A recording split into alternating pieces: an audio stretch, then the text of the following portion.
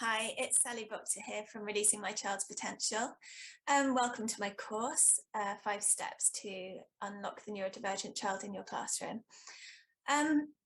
We all have children sometimes in our classes that puzzle us, and we wonder what's happening and why we can't teach them so easily as the other children. And then sometimes we think, gosh, is this a behavior issue? Should I be being more strict? Should I create tighter routines? Is it the way that I'm teaching? Is it, what is it? Why does the child struggle so much? And often the child will come in with so many of their own difficulties into the classroom, and you won't necessarily know what those difficulties are and necessarily know how to particularly teach this child. And if you do know, it still can be quite difficult. So this course is about different ways to understand what's going on with your child, bring down some of their stress, connect with them, help them socially, and lots of techniques to help them academically, so that you've got a whole bank of ideas and skills and techniques that can really help you to do the best by your neurodivergent children. So, welcome to my course on how you can best support and teach the neurodivergent children in your classroom. So, who is this course for? This course is for teachers who really want to do their best by their neurodivergent pupils but feel stuck with how to really engage with them, support them socially, and find the best ways to help them academically. So, who is a neurodivergent pupil? Well, a child with autism, Asperger's, ADHD, PDA, and other diagnoses where the child has different ways of thinking, processing information, and accessing social and emotional connections. Every neurodivergent child I've ever met and worked with is completely amazing, but they tick and learn in a slightly different way, which makes learning in the way that schools generally teach quite complex for them. This course is for teachers who want to understand this further and learn how to work with the child's brain and not against it. So this course is for teachers of nurseries, infant, primary and secondary schools.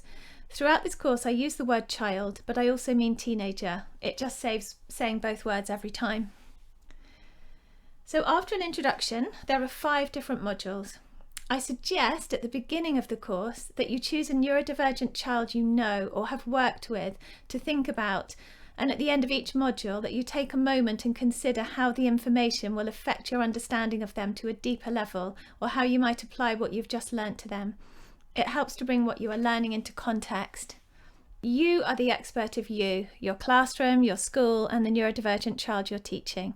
I'm going to be sharing insights, techniques, skills, and knowledge with you, but at the end of the day, it comes down to how much you can think creatively and apply what you're learning to the everyday teaching of your lovely children.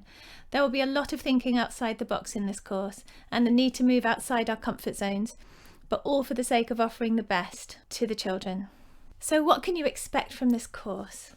To have an increased insight into what's going on for the child, to learn many strategies as to how to best bring the child down from their heightened states, to consider really powerful ways to personally connect with the child, to find ways in to help the child with social engagement, and to learn some key, well-established ways to help the child engage in academic learning. To sum up, at the end of this course you'll have more understanding of the invisible processes going on inside the child, how to reduce these stresses, connect with the child personally, and help them develop both their social and academic skills. Even though every child is obviously different, these insights and techniques work to support a child at all stages of development. So why would you listen to me? I've been a qualified teacher for 25 years. I have at least 15 years experience of working in schools and have 10 years experience as a teacher trainer. More importantly, I'm the mother of a child who was diagnosed with autism at the age of 2, who was written off by the school system at 8, but whose life totally turned around. I wanted to find out why he couldn't learn in the school system, when he so obviously could learn in other environments and with other methods of teaching. So I became an expert in how he learnt, how schools taught, and why the two didn't match up. In what I learnt, I discovered so many things that schools could be doing, but don't know enough about. My research led to a biography and a deeper interest in how neurodivergent children learn and how the school system runs. I run an autism support group, and I've studied SEN law and support parents in helping get their children the support they need in schools. Because I've seen how totally a child's life can turn around when taught in the way that they learn, I am now passionate to help other children access this kind of learning. There needs to be a paradigm shift to the mainstream perspective, but it needs to be done gently in a way that you, as the teacher, can actually implement without adding to your stress.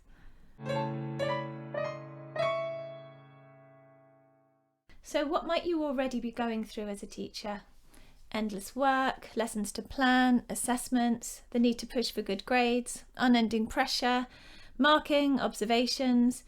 You have deadlines, often 30 children in a class, sometimes many different groups of 30 in a day, continuous planning, staff meetings, assemblies to be ready for.